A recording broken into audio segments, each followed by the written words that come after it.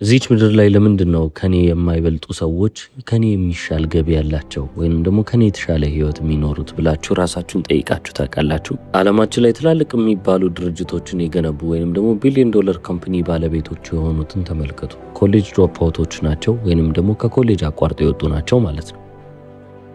ታዲያ አሁን እናንተ ህይወታችሁን ሙሉ ተምራችሁ ጥሩ ውጤት አምጥታችሁ ጥሩ ህይወት ትኖራላችሁ እየተባላችሁ ያደጋችሁ ሰዎች ናችሁ። ዲግሪ ኖራችኋል፣ ማስተርስም አለ። ህይወታችሁን ግን ወደ ኋላ ስታጤኑት ያልተማረው ጓደኛችሁ የሚባለው ወይንም ደግሞ መሀይም ነው 12 እኮ ነው ያቋረጠው የሚባለው ጓደኛችሁ አሁን እናንተ ለመኖር የምታልሙትን ህይወት እሱ በደንብ አድርጎ እየኖረ ይገኛል። ታዲያ አሁን እኔ በህይወት የቱ ጋር ነው የሳትኩት ብላችሁ ታስቡ ይሆናል። ጥናቶች እንደሚያሳዩት ከሆነ የተማሩ የሚባሉ ሰዎች አይደሉም ዓለማችንን እየያዟት ወይንም ደግሞ እየተቆጣጠሯት ያሉት። አሜሪካ ውስጥ በተሰራ ጥናት መሰረት አሜሪካ ውስጥ ያለ ሚሊዮነር እንዳለ አቨሬጅ የሚባለው ውጤቱ 2.9 GPA ነው ይላሉ።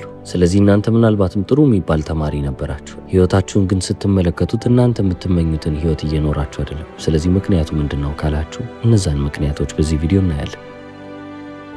ለምንድነው እንደዚህ አይነት ህይወት እየኖራችሁ ያላችሁት? ከህይወታችሁ ጀርባ ያለውን ስነልቦናዊ ጨዋታ እንመለከታለን። ታዲያ የመጀመሪያውን ምክንያት ስንመለከት ለምንድነው ከእናንተ በእውቀት ከፍ ያላሉ ሰዎች በህይወት ስክሲድ እያደረጉ ወይንም ደግሞ ስኬታማ እየሆኑ የሚመጡት ካልን አንኢንፎርምድ ኦፕቲሚዝም የሚባል ምክንያት አለ። አሁን ይህ ማለት ምን ማለት ነው? ያልተማሩ ሰዎች የማያውቁትን ነገር አያውቁም፣ ስለማያውቁም ደግሞ ግድ አይሰጣቸውም ማለት ነው። ምንም አይመለከታቸው። በሀገራችን ውስጥ መሀይም ደፋር ነው የሚባል አባባል አለ አይደለ? ልክ እንደዛው ናቸው። ምን አይነት ውጤት ሊመጣ ይችላል ባይሳካስ ወይንም ደግሞ ይህንን ነገር ቀድሞ የሰራ ሰው ካለስ ብለው ምንም ማሰብ አይፈልጉም። ያሰቡትን ነገር ቢሳካላቸውም ባይሳካላቸውም ልሞክረውና ጉዱን ሊያው ብለው የሚያስቡ ናቸው። የተማሩ የሚባሉት ሰዎች ግን በቢዝነስ ላይ ያን ያህል ውጤታማ ሳይሆኑ የሚቀሩት ለምንድን ነው? ኦቨር አናላይዝ የማድረግ ችግር ስላለባቸው ነው። ቁጭ ብለው ይገመግማሉ። ቆይ እስቲ ይሄ እርምጃ ትክክል ካልሆነ ምን አይነት ነገሮች ሊመጡብኝ ይችላሉ ይላሉ። አብዛኛው አናሊሲስ የሚመጣው ደግሞ ከጥርጣሬ የመነጨ ይሆናል። ይሄ ነገር ባይሳካስ፣ እኔ ይህን ነገር ማድረግ ባልችልስ የሚል አመለካከት ይዟቸው ነው የሚጀምሩት። ለኢሞሽናል ሳይክል ኦፍ ቼንጅ የሚባል ነገር አለ። የሰው ልጅ ትልቅ የሚባል ውሳኔን ወይንም ደግሞ ትልቅ የሚባል የህይወት ለውጥን ሲያደርግ የሚያጋጥመው የስሜት ከፍታና ዝቅታ ወይንም ደግሞ ኢሞሽናል ሮለር ኮስተር ብላችሁ ያዙት። ስለዚህ በመጀመሪያ ደረጃ የሚያጋጥማችሁ አንኢንፎርምድ ኦፕቲሚዝም የሚባለው ነው። ስለዛ ነገር ምንም የምታውቁት ነገር የለም፣ ነገር ግን ስለዛ ነገር የሚሰማችሁ ስሜት ፖዚቲቭ ነው ወይንም ደግሞ ጥሩ ነው ማለት ነው። አብዛኛው ሰው የሚነሳው ከዚህ ነጥብ ነው ማለት ይቻላል። ጥናቶች እንደሚያመለክቱት ከሆነ 93% የሚሆኑት አሜሪካ ውስጥ ያሉ ሹፌሮች ራሳቸውን ከተራ ሹፌር ከፍ አድርገው እንደሚመለከቱ ያሳያል። በጥበባቸው ወይንም ደግሞ በክህሎታቸው እኔ የተሻልኩ ነኝ፣ ከሹፌሮች ሁሉ የላኩ ነኝ ብለው እንደሚያስቡ ነው የሚያሳየው። ነገር ግን እውነታውን ከተመለከትን ትክክል ነው ወይ ካለን አይደለም። ይህ ዳኒንግ ክሩገር ኢፌክት ይባላል። አብዛኛው ሰው እሱ ከሆነው በላይ እንደሆነ የሚያስብበት መንገድ ነው። በህይወት ውስጥ ስለ ገንዘብ ወይንም ደግሞ ገንዘብን በተመለከተ ጉዳይ ደግሞ ኢንቴሊጀንት የሚባሉ ሰዎች ወይንም ደግሞ የተማሩ የሚባሉ ሰዎች ብዙ ዲግሪዎችና ብዙ ማስተርሶች ያላቸው ሰዎች አንድን ነገር ከመጀመራቸው በፊት በጣም ብዙ ደቂቃ ቁጭ ብለው ማሰብና ማሰላሰልን ይመርጣሉ። እነዚህን ነገሮች ብጀምር በምን አይነት መንገድ ሊወድቅብኝ ይችላል ወይንም ደግሞ ላይሳካ ይችላል ብለው እነዛን ምክንያቶች በመዘርዘር ራሳቸውን ቢዚ ያደርጋሉ። በህይወት ውስጥ ደግሞ እየሳታችሁ የምታልፏቸው እድሎች በፍጹም የማትወስዷቸው እድሎች ወይንም ደግሞ የማትጠቀሟቸው እድሎች ናቸው። ስማርተስት የሚባሉት እነዚህን እድሎች እየተመለከቱ የሚያሳልፉ ሰዎች ናቸው ማለት ነው። ያልተማሩ የሚባሉት ሰዎች ግን ስለ እነዚህ ነገሮች ቁጭ ብለው አናላይዝ ማድረግን አይመርጡም። ወዲያውኑ ወደ አክሽን ወይንም ደግሞ ወደ ተግባር ይገባሉ። የተሻለ ስኬትን በህይወታቸው እንዲመለከቱ የሚያደርጋቸው ነገርም ደግሞ እሱ ነው። ሌላኛው በጣም ትልቅ የሚባለው ምክንያት ምንድን ነው? ከኔ የማይበልጡ ሰዎች በህይወት ከኔ የተሻለ ውጤትን የሚያመጡት ለምንድን ነው ካላችሁ፣ ሞክረው መሳሳትን አይፈሩም። ወይንም ደግሞ ይሄ ሰውዬ እኮ እንዲህ ነገር ላይ ከሰረ መባልን አይፈሩም።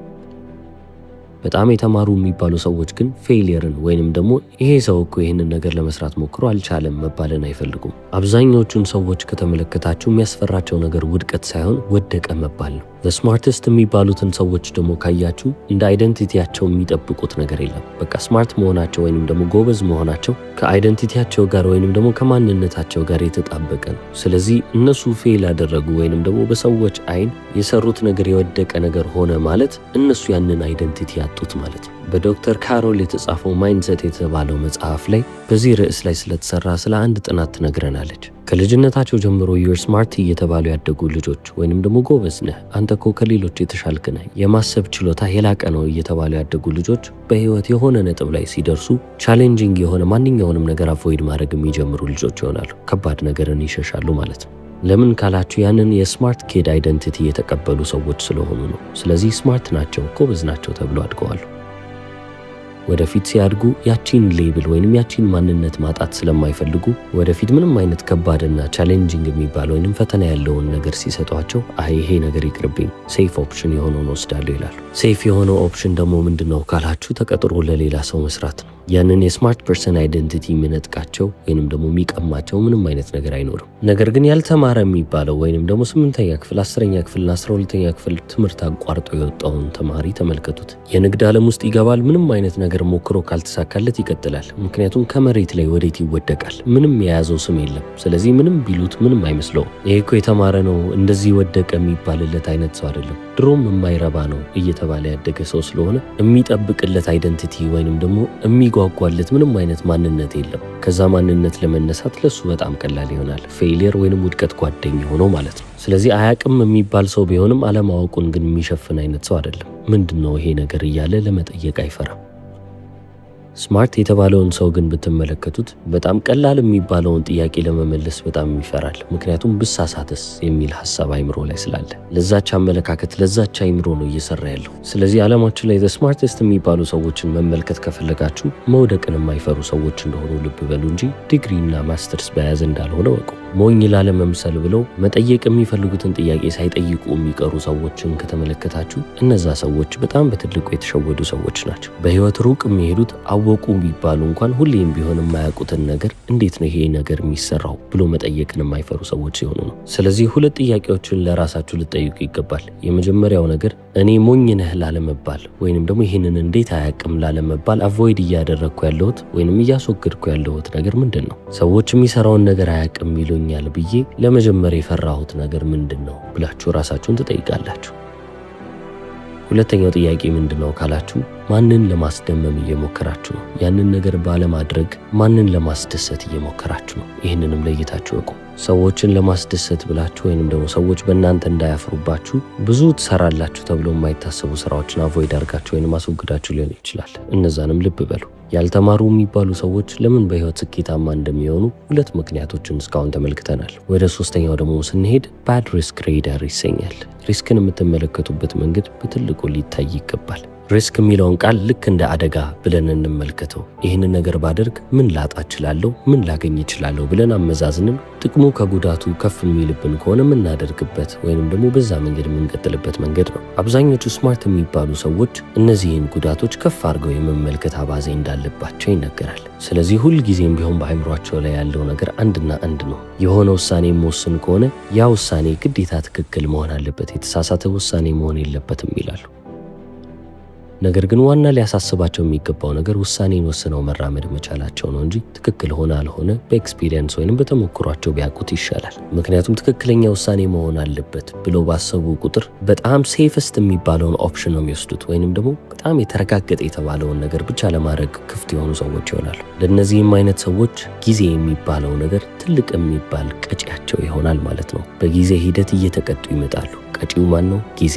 የሚቀጡበት ነገር ምንድን ነው? ጸጸት። በህይወታችን ውስጥ እንደዚህ አይነት ሰዎች አሉ ወይንም ድርጅቶች አሉ ካልን ትላልቅ ኮርፖሬሽኖችን ማንሳት እንችላለን። የአሁን መቼስ የማያውቀው ሰው የለም። በ90ዎቹ መጨረሻና በ2000ዎቹ መጀመሪያ ላይ እንደ ያሁ አይነት ትልቅ የሰርች ኢንጂን ድርጅት አልነበረም ነበር። ነገር ግን በዛን ጊዜ ጉግል የሚባል ድርጅት ተመስርቷል። ስለዚህ ለያሁ.com አንድ ምርጫ ይቀርብላቸዋል። ጉግል የተባለውን ድርጅት $1 ሚሊዮን ትገዙታላችሁ ወይ የሚል ኦፕሽን መጣላቸው። የአሁን የሚመሩት ሰዎች በጣም ስማርተስት የሚባሉ ናቸውና ይህንን ሪስክ መውሰድ አልፈለጉም። አደጋው ሊበልጥ ይችላል ብለው አይቅርብን አሉ።